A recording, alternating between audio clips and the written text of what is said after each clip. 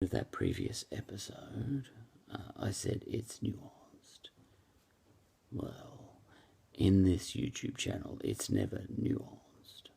I was lying, as always. I was being flippant. It's never nuanced. It's stupid, and deliberately so. And I blame the world for that. The world is so serious. Now,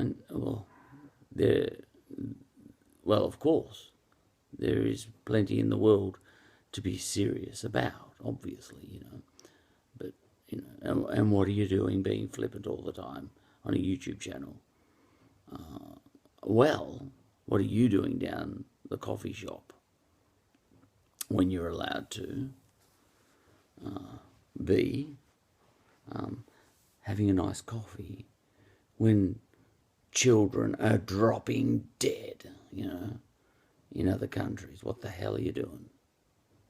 So I don't care, but only because you don't, even for all the good you're doing, Okay, so that's that. And you don't believe in justice. Or if you do, you believe in one form of justice but not another. There's no way around that, as far as I can see. I could be wrong. But, as much as I don't know much about politics or anything, it all fascinates me. Politics. It all fascinates me, so I never want to stop talking about it. I love talking about it, but I don't actually care about it. I just enjoy it. And it's hilarious. Well, it's fascinating.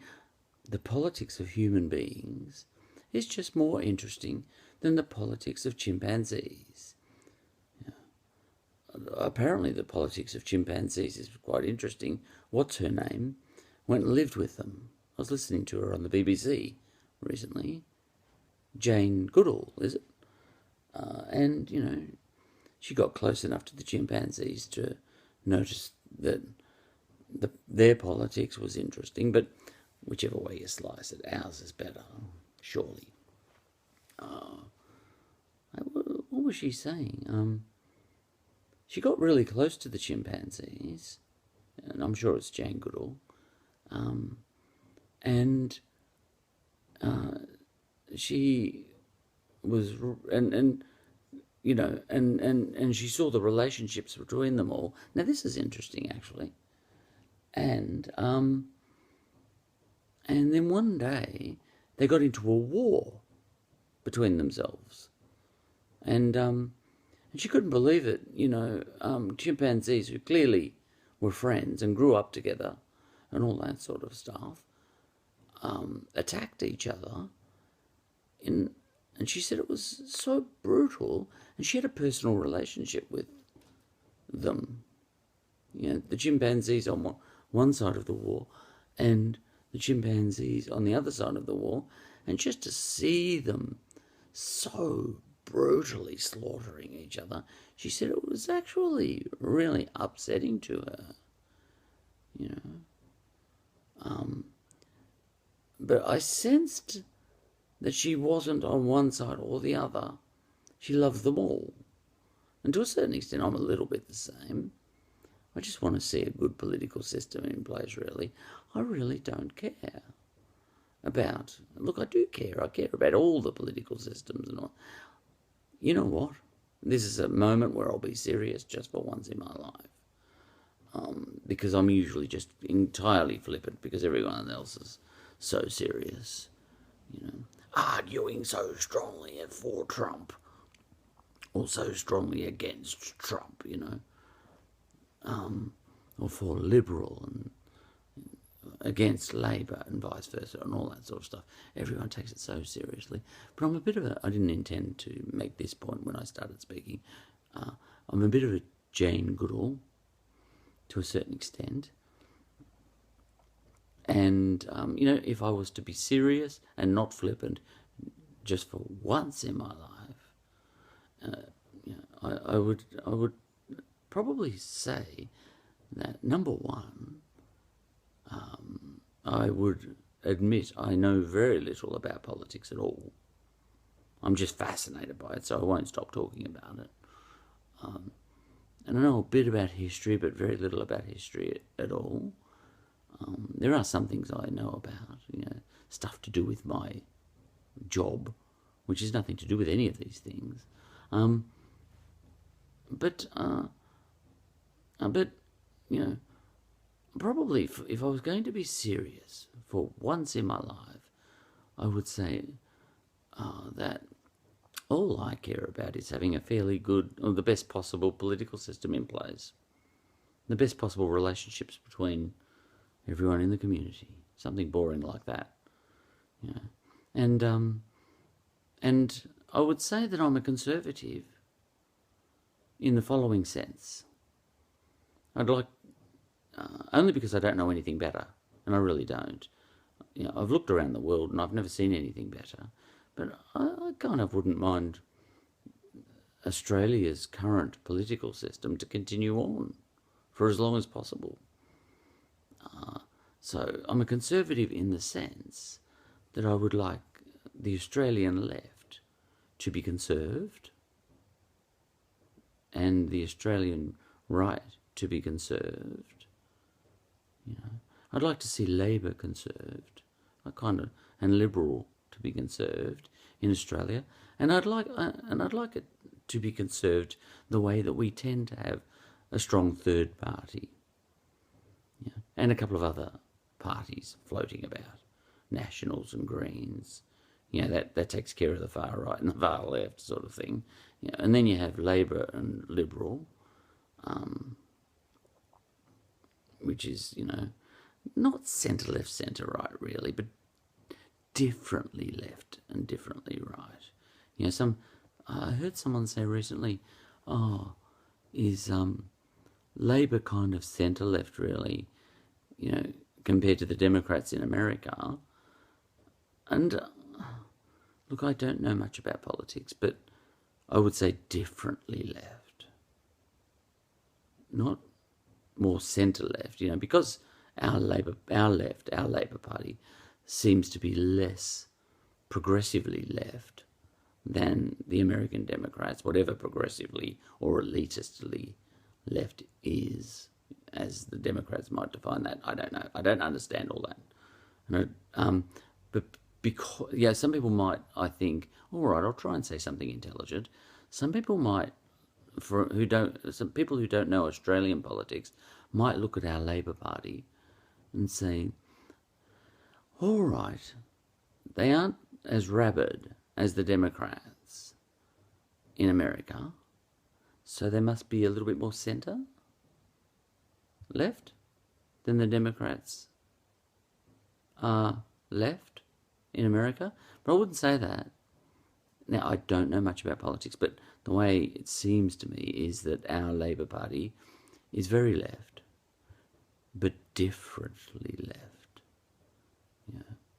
Much less progressively left, perhaps, and much more, Labor left, workers' rights left, union left, maybe even socialist left, whereas the Democrats might be elitist left. Maybe our mob is more 888 left, 8 hours of work, 8 hours. Maybe our Labor Party is more minimum wage left and all that sort of stuff, and for the police because they're workers, and for the soldiers and all that sort of stuff, but also for Indigenous people. Our Labor Party has been, all the great moments in reconciliation have come from Labor. Gough Whitlam handing a handful of sand to that Indigenous bloke in the middle of Australia, or Paul Keating and his Redfern speech, or Kevin Rudd with his apology. That tends to be fall to the lot of Labor, because that's a leftist type of thing, but it's not an elitist kind of progressive, kind of compassionate kind of left, like a Hollywood left. It's a much more gritty, down-to-earth Labour left, union left, and a certain species of socialism. It's not even the sort of socialism that you get with our Green Party, and all that sort of stuff, so on and so forth. Our Green Party might be a little bit more progressive on that level, All right, so I'm getting somewhere, but, jump across to some, there's so many good podcasts on politics. You'll learn a lot more from those than you'll learn from me, I'm not here for you. I'm here for me. This is not a giving thing, this YouTube channel. I am not seeking to be of assistance to you whatsoever. It's just, I just like talking.